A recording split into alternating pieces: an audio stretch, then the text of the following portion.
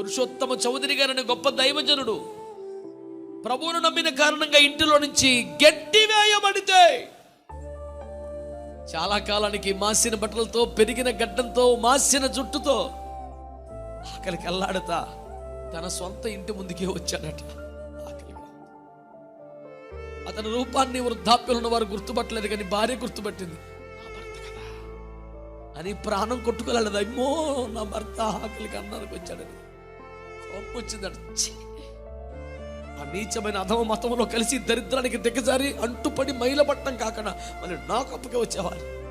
ఇంట్లోంచి మిగిలిపోయిన పులిహార తెచ్చి అప్పుడే గేదె వేసిన పేడ మీద పులిహార వేసి తిను, నీ బొత్తుకింతకని ఎక్కువెందుకు,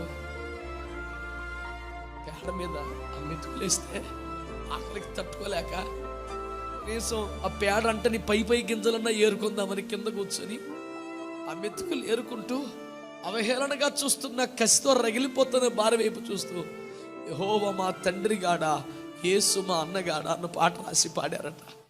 పరిశుద్ధులందరూ పెన్నో కాగితం హోటల్ రూమ్ పెట్టుకొని బిర్యానీలు డ్రింకులు పెట్టుకొని పాటలు రాసిన కాదండి, తమ శ్రమానుభవాల్లో కన్యలతో పాడి దేవుణ్ణి ఆరాధించిన పరిశుద్ధులని జ్ఞాపకం చేస్తున్నాను.